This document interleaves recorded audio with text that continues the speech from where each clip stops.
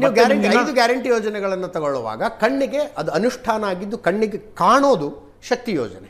ಅರೆ ಬಸ್ನಲ್ಲೆಲ್ಲ ಹೆಣ್ಮಕ್ಳು ಉಚಿತವಾಗಿ ಓಡಾಡ್ತಿದ್ದಾರಪ್ಪ, ಶಕ್ತಿ ಯೋಜನೆ ಅದು 100% ಏನು ಇಂಪ್ಲಿಮೆಂಟೇಷನ್ನಲ್ಲಿ ಸಕ್ಸಸ್ಸು. ಪ್ರೊವೈಡೆಡ್ ಆ ಹೆಣ್ಣು ಮಕ್ಕಳ ಬಸ್ ಟಿಕೆಟ್ನ ದುಡ್ಡನ್ನು ನೀವು ನಿಗಮಗಳಿಗೆ ಕೊಟ್ಟರೆ ಒಂದು ನಿಮಿಷ ವಿಜಯೇಂದ್ರ ಹೇಳ್ತಾರೆ 7,000 ಕೋಟಿ ರೂಪಾಯಿ KSRTC ನಿಗಮಗಳಿಗೆ ಬಾಕಿ ಇದೆ ಅಂತ. ಸತ್ಯಾನ ಸುಳ್ಳ?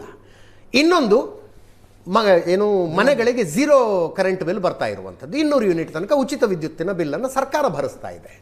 ಅದು 100% ಅದು ಅನುಷ್ಠಾನ ಅಂತ ಆಗೋದು ವಿದ್ಯುತ್ ಸರಬರಾಜು ಕಂಪನಿಗಳಿಗೆ ಸರ್ಕಾರ ದುಡ್ಡು ಕೊಟ್ಟಾಗ. ಚೆಸ್ಕಾಂನವ್ರು ಹೇಳ್ತಿದ್ದಾರೆ ಸರ್ಕಾರ ನಮಗೆ ದುಡ್ಡು ಕೊಡದೆ ಹೋದರೆ ಆ ದುಡ್ಡನ್ನು ನಾವು ಜನರಿಂದ ವಸೂಲು ಮಾಡಬೇಕಾಗತ್ತೆ ಅಂತ. ಸಕ್ಸಸ್ ಅಂತ ಹೆಂಗಂತೀರಿ ಇದನ್ನು? KSRTCಗೆ ಒಂದು ಬರ್ತೀನಿ, ಆಮೇಲೆ ನೀವು ಉಳಿದಿದ್ದು ಎಸ್ಕಾಮ್ದೆಲ್ಲ ಆಮೇಲೆ ಮಾತಾಡ್ತೀನಿ. ನಾವೀಗ KSRTC ಪ್ರಸ್ತಾಪ ಮಾಡಿದ್ವಿ. ಮಾರ್ಕೋ ಬಸ್ ಸ್ಕ್ಯಾಂಡಲ್ ಮಾಡಿದವರು ಯಾರು ಈ ರಾಜ್ಯದಲ್ಲಿ? In which government it happened? ಬಸ್ಗಳನ್ನ ಎಷ್ಟು ರೇಟ್ ಕೊಟ್ಟು ಮಾಡಿ ತಗೊಂಬಂದು ಇಟ್ಬಿಟ್ಟು ಅಲ್ಲಿ ಗೋಡನಲ್ಲಿ ಸೋಟೋದಲ್ಲ.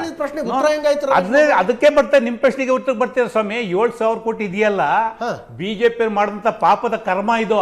ಎಷ್ಟು ಬಸ್ಗಳು ಖರೀದಿ ಮಾಡಿ ಬಿಟ್ಟೋದ್ರಿ ನೀವು?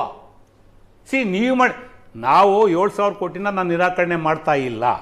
7,000 ಕೋಟಿ ಹರಿಯರ್ಸ್ ಇದೆ, we are going to fulfil it. ಅಲ್ಲ, ಈ ಹರಿಯರ್ ಶಕ್ತಿ ಯೋಜನೆ ಎಲ್ಲ ಸೇರಿ ಎಲ್ಲದೂ ಸೇರಿ ಸರ್. ಬಿಜೆಪಿ ಸರ್ಕಾರದಲ್ಲಿ ಅವ್ರು ಮಾಡಿದಂಥ ತಪ್ಪುಗಳು ಸಹ ಅಲ್ಲಿ ಪೆಂಡಿಂಗ್ ನಿಂತಿದ್ದು, ಬಿಲ್ಗಳು, ಪೇಮೆಂಟು, ಹರಿಯರ್ಸು.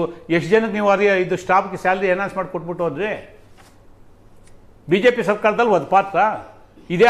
ಅಶೋಕ್ ರವರು ಇವತ್ತು ವಿರೋಧ ಪಕ್ಷದ ನಾಯಕರು, ಇವತ್ತ ಟ್ರಾನ್ಸ್ಪೋರ್ಟ್ ಮಿನಿಸ್ಟರ್. ಶಕ್ತಿ ಯೋಜನೆಯ ದುಡ್ಡು ನಿಗಮಗಳಿಗೆ ಪೇ ಆಗಿದೆ ಅಂತೀರಿ?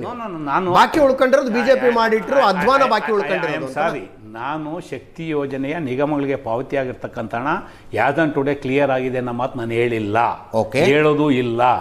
ನಾನು ಹೇಳ್ತಾ ಇರ್ತಕ್ಕಂಥದ್ದು 7,000 ಕೋಟಿ ಫಿಗರ್ ಕೊಟ್ರಲ್ಲ ಸಾಮಾನ್ಯ ಗೌರವಾನ್ವಿತ ವಿಜೇಂದ್ರ, ಅದು ಶಕ್ತಿ ಯೋಜನೆದಲ್ಲ. ಆ ಶಕ್ತಿ ಯೋಜನೆ ಹಿಂದಿಂದು ನಿಮ್ದು ನಿಮ್ಮ ಪಾಪಂದು ಸೇರ್ಕೊಂಡಿದೆ ಅಲ್ಲಿ ಅಂತ ಹೇಳ್ತಿರ್ತಕ್ಕಂಥದ್ದು ನಾನು.